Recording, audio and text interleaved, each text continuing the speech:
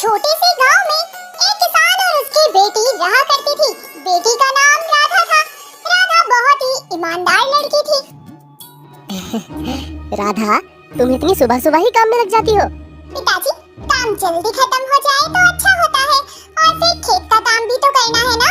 हाँ बेटी, आज हमें फसल की कटाई करनी है।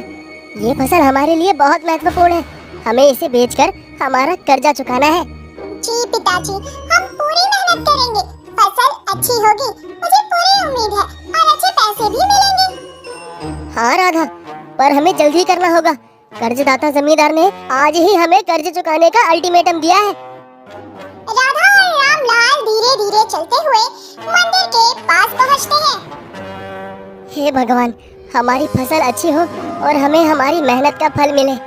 भगवान जी, हमें शक्ति देना कि हम अपनी मेहनत से सफल हो सके।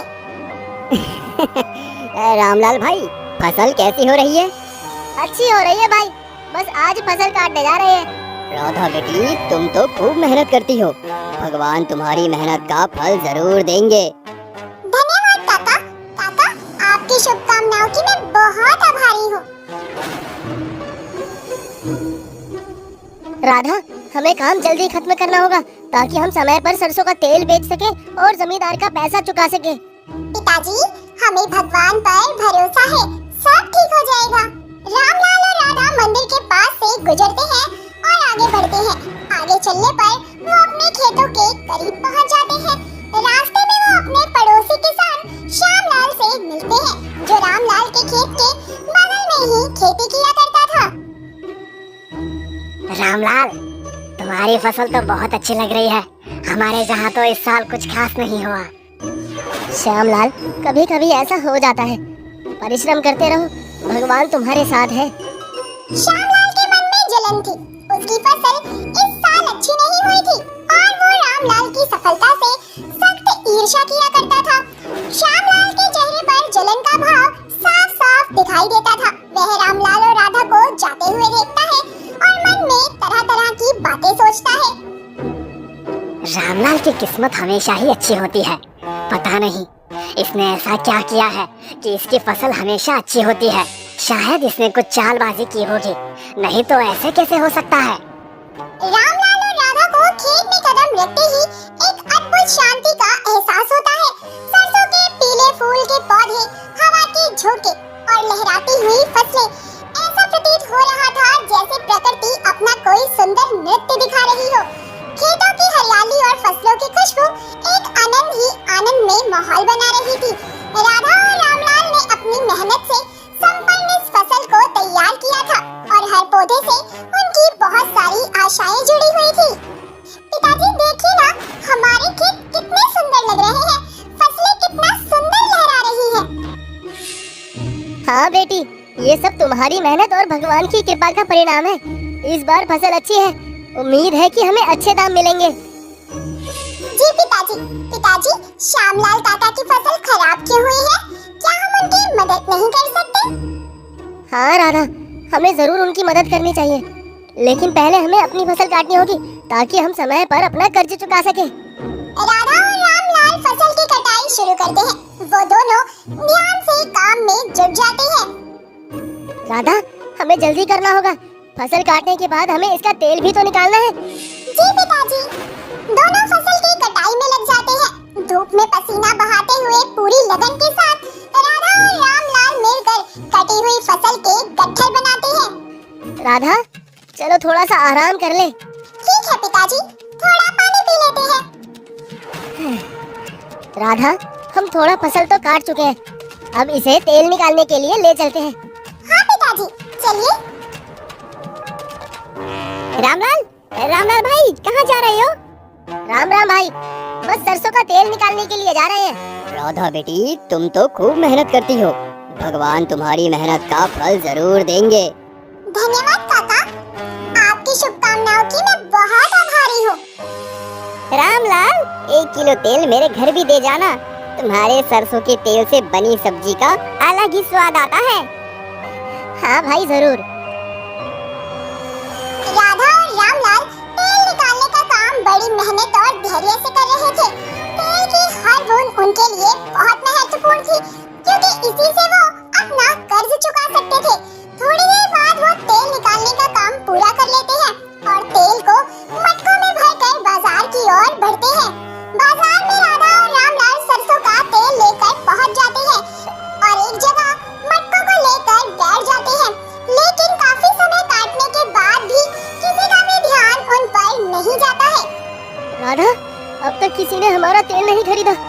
अगर हमारा तेल नहीं बिका तो हम अपने कर्ज कैसे चुकाएंगे? पिताजी, हमें धैर्य रखना होगा। भगवान हमारी मेहनत का फल जरूर देंगे। कुछ समय बीत जाता है लेकिन तेल नहीं बिकता है। राधा और रामलाल की चिंता बढ़ती जाती है। राधा और रामलाल का विश्वास अब भी कायम था। उनकी आंखों में उम्मीद की किरण अब भी जल रही थी, लेकिन समय बीतता जा रहा था और तेल बिक ही नहीं रहा था। ये तेल कैसा है? ये शुद्ध सरसों का तेल है, बहुत मेहनत से निकाला है। धीरे धीरे और भी लोग तेल खरीदने आने लगते हैं। हमें भी 3 किलो तेल देना। हमारे लिए भी 1 किलो तेल देना। राधा, देखो सारा तेल बिक गया। अब हम हमारा कर्ज चुका सकते हैं। पिताजी, भगवान ने हमारी मेहनत का फल दे दिया। अब हम अपने कर्ज से मुक्त हो जाएंगे।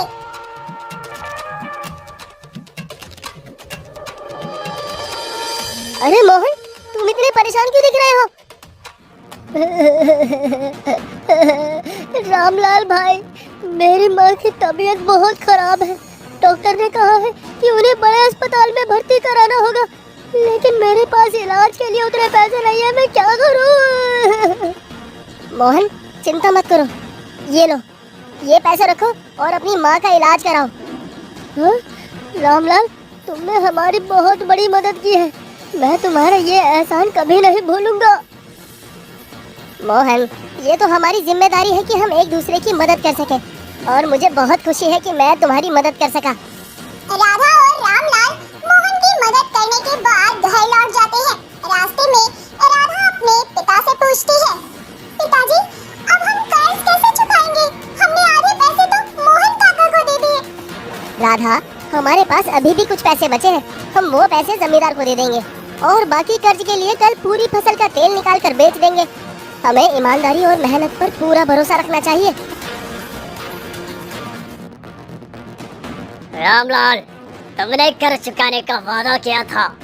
आज का दिन खत्म होने को है और अभी तक तुमने पैसे नहीं दिए। जमींदार जी, हम आपके कर्ज को चुकाने के लिए पूरी कोशिश कर रहे हैं। हमारे पास जो पैसे बचे हैं वो हम आपको दे रहे हैं। बाकी का कर्ज हम कल फसल का तेल बेचकर चुका देंगे। ठीक है, लेकिन कल तक पूरा कर्ज चुकाना होगा, वरना तुम्हें ये घर खाली करना पड़ेगा। रामलाल और राधा घर के अंदर सो रहे होते हैं। घर के बाहर चांदनी रात थी। अचानक एक आदमी काले कपड़े में लिपटा हुआ चुपके से खेत की ओर बढ़ जाता है। उसका चेहरा दिखाई नहीं दे रहा था। कभी-कभी सच्चाई और ईमानदारी के रास्ते पर चलते समय मुश्किलें भी आती हैं। आज रात भी कुछ ऐसा ही होने वाला था। आदमी खेत के पास पहुंचता है और चारों तरफ नजरें दौड़ाता है। फिर वो एक छोटी सी बोतल निकालता है जिसमें कोई ज्वलनशील तरल पदार्थ था। वह खेत में तरल पदार्थ डालकर आग लगा देता है। आग धीरे-धीरे पूरे खेत में फैल जाती है। अब देखता हूँ ये लोग अपनी ईमानदारी का क्या करते हैं। रामलाल, जल्दी दरवाजा खोलो, जल्दी करो। राधा, देखो कौन है बाहर। रामलाल भाई, रामलाल भाई, तुम्हारे खेत में आग लग गई है, जल्दी चलो। क्या? हमारे खेत में आग लग गई? जल्दी चलो, हमें तुरंत वहाँ पहुँचना होगा। रामलाल और राधा जल्दी से खेत की ओर दौड़ते हैं। वहाँ पहुंचकर वह देखते हैं कि पूरी फसल जलकर राख हो चुकी है। आग की लपटें अब धीमी हो चुकी है, लेकिन चारों ओर धुआं फैला हुआ है। ओह, हमारी सारी मेहनत जलकर राख हो गई। पिताजी, ये कैसे हो गया? हम तो अपने खेत की कितनी अच्छी देखभाल कर रहे थे। हमने किसी का क्या बिगाड़ा था? हमारी सारी मेहनत बर्बाद हो गई। राधा और रामलाल खेत के पास वापस जाते हैं और उदास और निराश हो जाते हैं। राधा, अब क्या करेंगे? हमारी सारी फसल जल गई। अब हमारे पास और कुछ नहीं बचा। हाँ पिताजी, अब हम क्या करेंगे? तुम्हारा कर्ज बाकी है। जमींदार जी, हमने हमेशा समय पर कर्ज चुकाया है। हमें थोड़ा सा समय और दे दीजिए। फसल जल गई है और मुझे माफ करना रामलाल, लेकिन अब ये मुमकिन नहीं है। तुम्हें ये घर खाली करना ही होगा। जमींदार जी, कृपया हमें थोड़ा सा समय और दे दीजिए। हम फिर से मेहनत करके आपका सारा कर्ज चुका देंगे। मेरी बेटी और मैं सड़क पर आ जाएंगे, नहीं तो। मैंने जो कहा वही होगा। तुम्हें कल सुबह तक ये घर खाली करना होगा। पिताजी, हम क्या करेंगे? हमारा सब कुछ खत्म हो गया। मुझे समझ में नहीं आ रहा बेटी, हमने हमेशा सच्चाई और ईमानदारी से जीने की कोशिश की है, फिर भी हमारे साथ ऐसा क्यों हुआ? ये कितना अन्याय है। जमींदार ने बहुत गलत किया है, लेकिन हम क्या ही कर सकते हैं। राधा, अब हमें कोई दूसरा रास्ता खोजना होगा। हाँ पिताजी, हम फिर से शुरू करेंगे। रामलाल, राधा, तुम लोग यहाँ क्यों बैठे हो? मुखिया ने हमें घर से निकाल दिया, अब हमारे पास रहने की भी कोई जगह नहीं है। तुम लोग मेरे घर चलो, तुम लोग वहाँ आराम से रह सकते हो। कमला, देखो कौन आया है। रामलाल और राधा आई हैं। क्या हमारे पास खुद की रहने के लिए जगह नहीं है और आप इन लोगों को यहाँ लेकर आ गए? कमला, ये हमारा फर्ज है कि हम अपने दोस्तों की मदद करें। नहीं, मैं किसी को यहाँ रहने नहीं दूंगी। मुझे ये मंजूर नहीं है। अरे, हमें माफ करना, हम यहाँ से चले जाते हैं। हाँ पिताजी, हमें यहीं रुकना चाहिए। नहीं, रुको, मैं कमला को समझा लूंगा। नहीं हरी, हमें तुम्हारे घर में और समस्या नहीं बढ़ानी चाहिए। हम अपने खेत पर वापस जाएंगे। राधा, हमने कितनी मेहनत की थी इस खेत को खड़ा करने के लिए, लेकिन अब हमें फिर से शुरू करना होगा। पिताजी, हम फिर से मेहनत करेंगे और एक नया आरंभ करेंगे। राधा बेटी, तुम यहाँ रुको, मैं आता हूँ। तुमने झोपड़े को बना दिया है? हाँ पिताजी, हम इस खेत में रातों को ठहर सकते हैं। राधा बेटी, ये कुछ राशन है, चलो खाना बनाते हैं। सुबह से तुमने भी कुछ नहीं खाया है। पिताजी, हमारे सारे खेत खत्म हो गए हैं। हाँ बेटी, इसलिए मैं काम की तलाश में गया था, पर कहीं भी कुछ नहीं मिला। पर हरी ने कुछ पैसे दिए हैं मुझे, मैं उसको बाद में वापस कर दूंगा। पिताजी, ये मैंने कुछ पैसे बचा रखे थे, ये आपका और मेरा खाने का प्रबंध कर सकते हैं। कुछ दिन इन पैसों से हमारा इंतजाम हो जाएगा। लेकिन ये सिक्के कहाँ से आए? मैंने बचा कर रखा था, मुझे लगा कि शायद कहीं पर मदद लग जाए। बहुत अच्छा किया बेटी तुमने, तुम्हारी माँ भी ऐसा ही करती थी। तुम बिल्कुल अपनी माँ पर गई हो राधा। अगर आज शांति जिंदा होती तो तुम पर बहुत गर्व होता उसको कि हमारी बेटी कितनी समझदार हो गई है। राधा, ये हालात हमारे लिए कितने मुश्किल हो गए हैं। अब हम अनाज कहाँ से लाएंगे? बचा हुआ सारा राशन खत्म हो गया है और कोई काम भी मुझे नहीं मिल रहा। रामलाल भाई, मैं समझ सकता हूँ तुम्हारी मुश्किलें। मैं तुम्हें अपने घर ले जाने के लिए ही आया हूँ। नहीं मोहन, मैं तुम्हारे घर नहीं आ सकता। रामलाल भाई, तुम जानते हो मैंने तुमसे पैसे लिए थे मेरी माँ के इलाज के लिए। तुमने मेरी माँ की जान बचाई है, बिना तुम्हारी मदद के वो अभी तक जिंदा नहीं होती। भाई रामलाल, तुम नहीं होते तो मेरी माँ की जान नहीं बचती। ये पैसे तुम्हारे इस वक्त में बहुत काम आएंगे, पर तुम्हें इसके बारे में पंचायत में शिकायत करनी चाहिए। किसी ने जानबूझकर आग लगाने की कोशिश की है। रामलाल भाई, मुझे पक्का यकीन है कि तुम्हारे खेत में किसी ने जानबूझकर आग लगाई है। ये आग अचानक नहीं लग सकती। हाँ मोहन भाई, तुम बिल्कुल सही कह रहे हो। मुझे भी लगता है कि इसमें से ही किसी का हाथ है। हमें पंचायत में इसकी शिकायत करनी चाहिए। हमारे पास कोई सबूत नहीं है, लेकिन हम साथ होकर सच्चाई को सामने ला सकते हैं। हाँ मोहन भाई, तुम्हारी बात बिल्कुल ठीक है। हमें पंचायत चलना चाहिए। आओ मोहन और रामलाल। मुखिया जी, रामलाल के खेत में अचानक आग लग गई थी। हमें यकीन है कि ये किसी ने जानबूझकर किया है। जल्दी कुछ कदम उठाए, हमें इसका जल्दी से जल्दी निवारण करना होगा। ठीक है, इस मामले की जांच करेंगे। आग श्यामलाल ने लगाई है, ये रामलाल जलता है। हाँ, ऐसा ही हुआ होगा। पंच जी, मैंने किसी को भी नुकसान पहुंचाने की कोशिश नहीं की है। पंच जी, मुझे खुद भी यकीन है कि श्यामलाल ने ऐसी गलती नहीं की होगी। पिताजी, आप आ गए। पंचायत में क्या हुआ? राधा, पंचायत ने हमारी बात सुनी। जल्दी ही पता चल जाएगा उस आदमी का। लेकिन अब हम आगे क्या करेंगे? खेत तो जल चुका है और हमारी सारी मेहनत भी बर्बाद हो गई है। हाँ बेटी, अब हमें सोचने की जरूरत है कि हम आगे कैसे बढ़े, घर का खर्चा कैसे चलाना है। पिताजी, मेरे पास एक सुझाव है। मोहन चाचा ने हमें कुछ पैसे दिए थे। हम उन पैसों से बीज और अन्य आवश्यक सामान खरीद सकते हैं और फिर खेती शुरू कर सकते हैं। हाँ, ये तो तुमने सही कहा। मोहन ने पैसे दिए थे, लेकिन क्या उन पैसों से सब कुछ हो पाएगा? पिताजी, यदि हम समझदारी से उन पैसों का उपयोग करें तो हम एक नई शुरुआत कर सकते हैं। हम पहले छोटी मात्रा में फसल उगाना शुरू करेंगे। धीरे धीरे फिर हम पूरा खेत भर लेंगे। हाँ राधा, तुम्हारा सुझाव बहुत अच्छा है। हमें हार नहीं माननी चाहिए। चलो हम कल ही फसल उगाना शुरू करेंगे।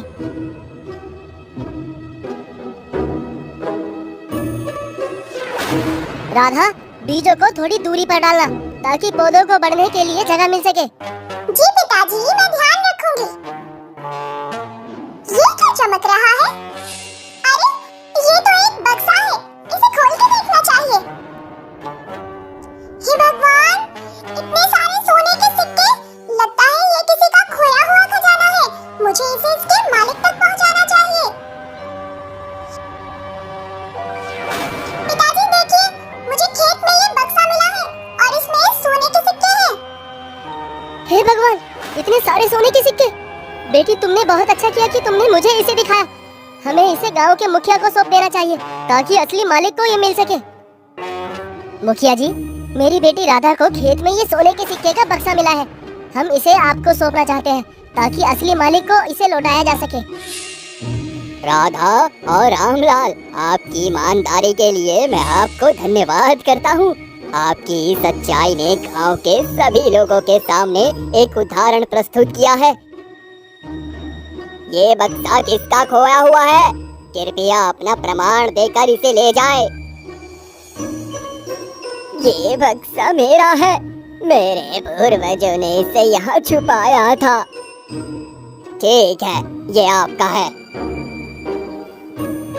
आपकी ईमानदारी ने मुझे बहुत प्रभावित किया है।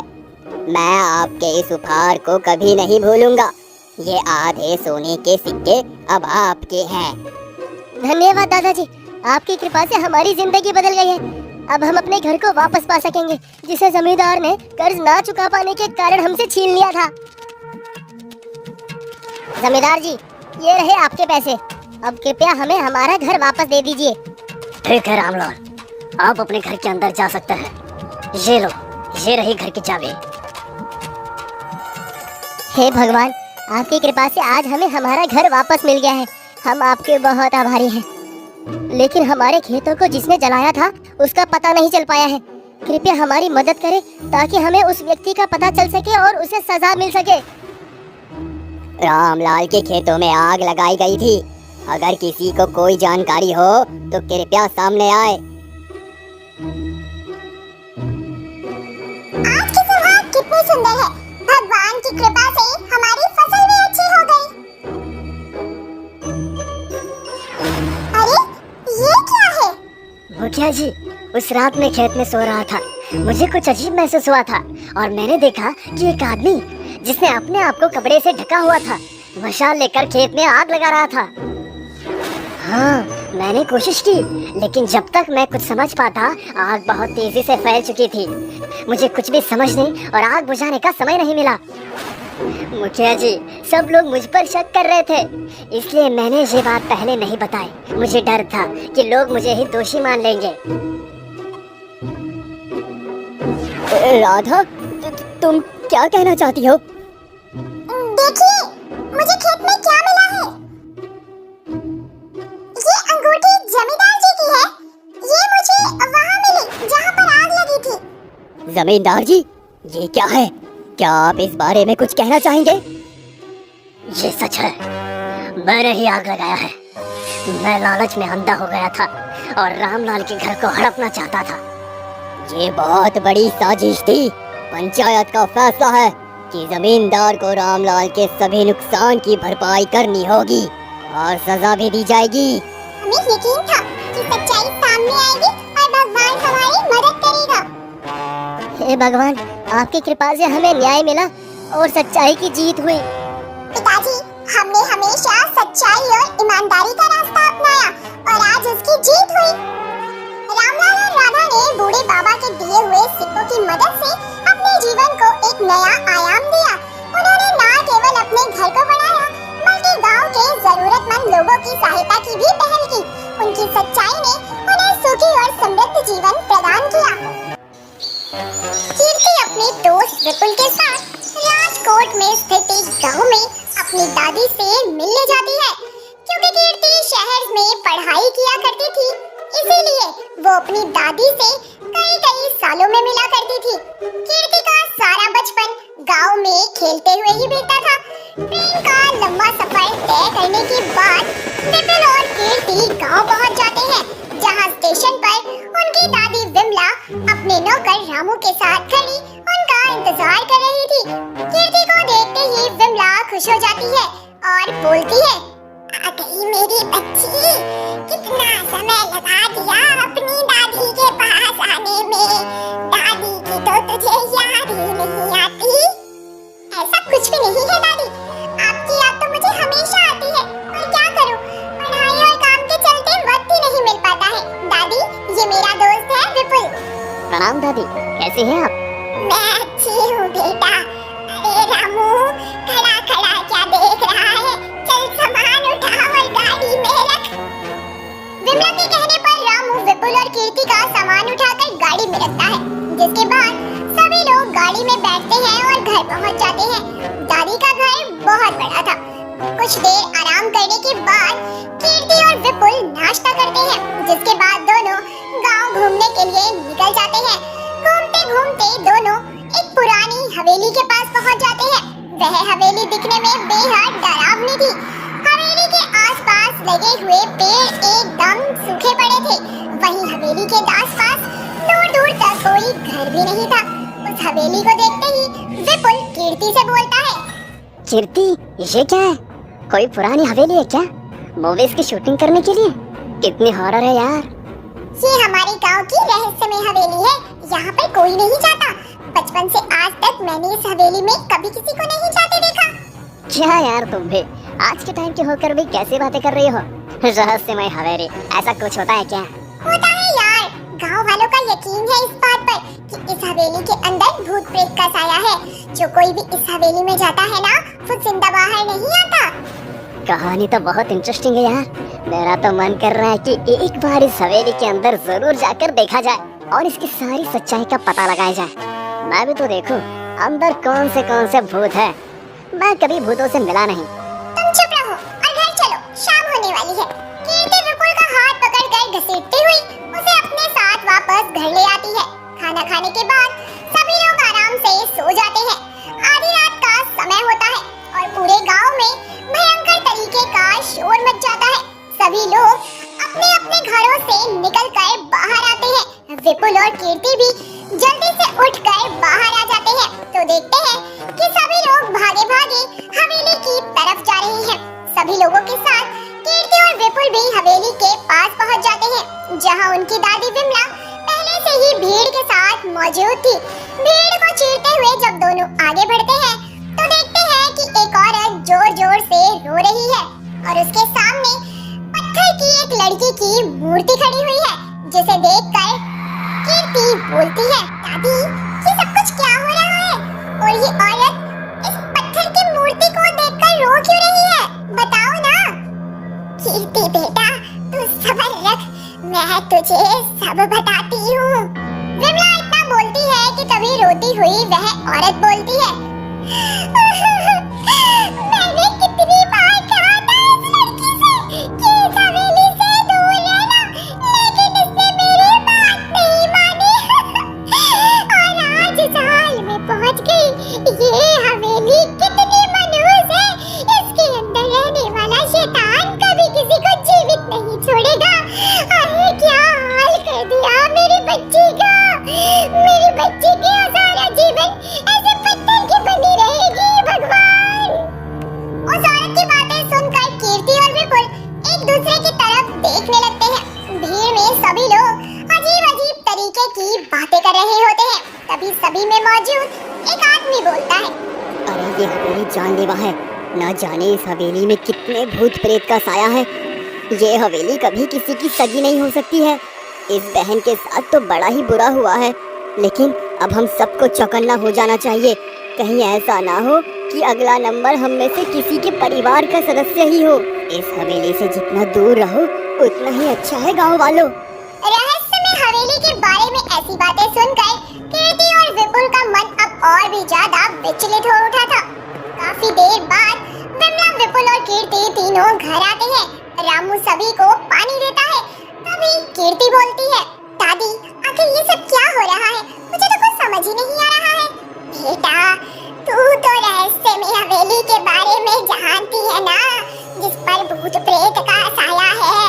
उस औरत ने अपनी बेटी को मना किया था, लेकिन फिर भी वो लड़की अपनी माँ की बातों को अनसुना करके हवेली में चली गई। और जब वो औरत अपनी बेटी को ढूंढते ढूंढते वहाँ पहुँची तो देखा कि उसकी बेटी पत्थर की मूर्ति बन गई है। बेटा वो हवेली भूतिया शक्तियों का घर है और उसी ने उस औरत की बेटी को पत्थर का बना दिया।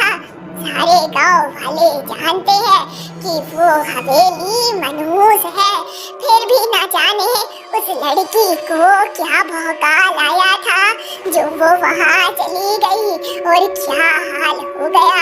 विपुल और कीर्ति तुम दोनों वहाँ मत जाना, क्योंकि जाने का उदाहरण तो तुम दोनों देख ही चुके हो।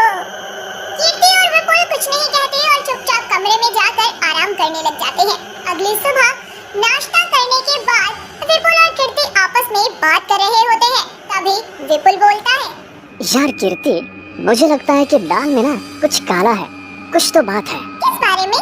रहस्यमय हवेली के बारे में कीर्ति। मेरी बात मानो तो हम दोनों को उस हवेली के अंदर जाकर देखना चाहिए कि आखिर पूरा माजरा क्या है।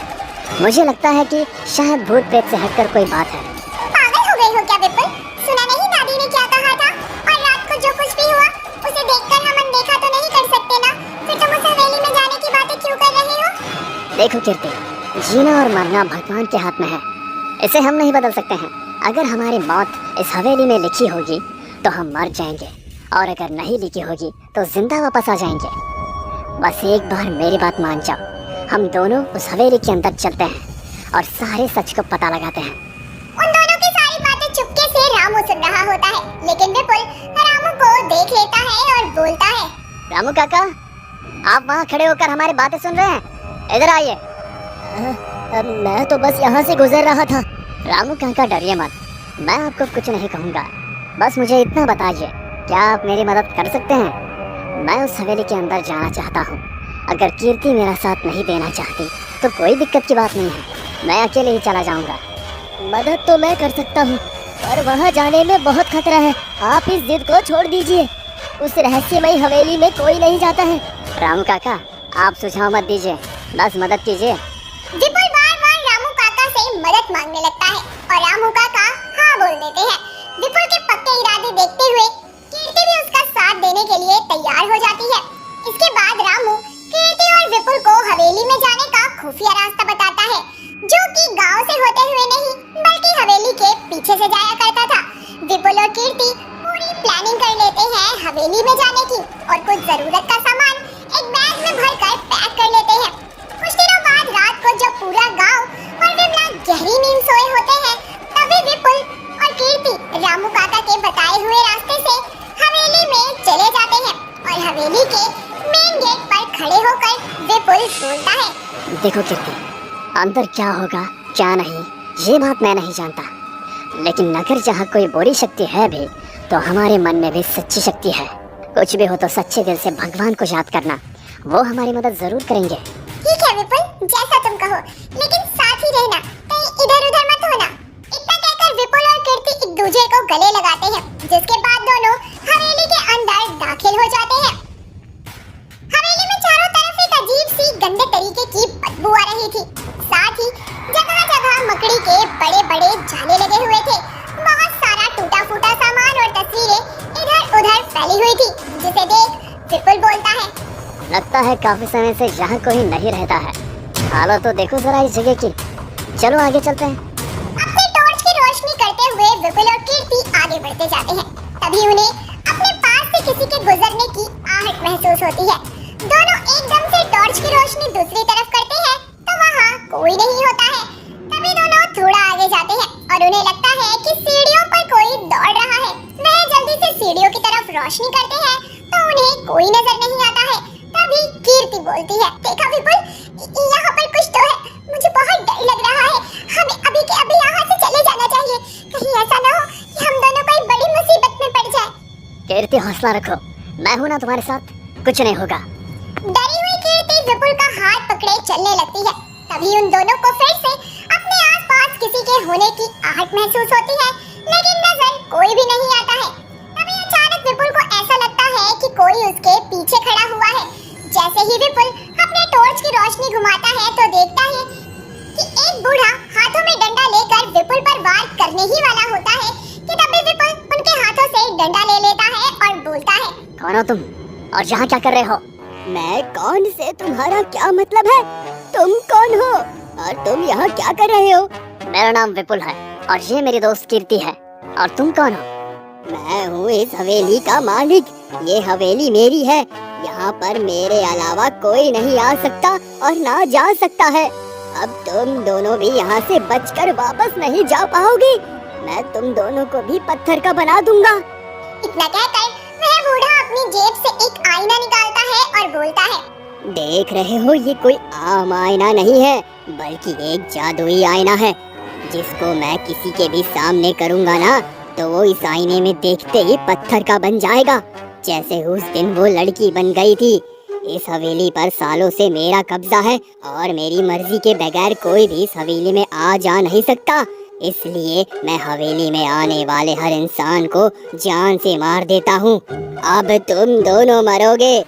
मैं और ये हवेली हमेशा की तरह एक रहस्यमय हवेली बनकर ही रह जाएंगे।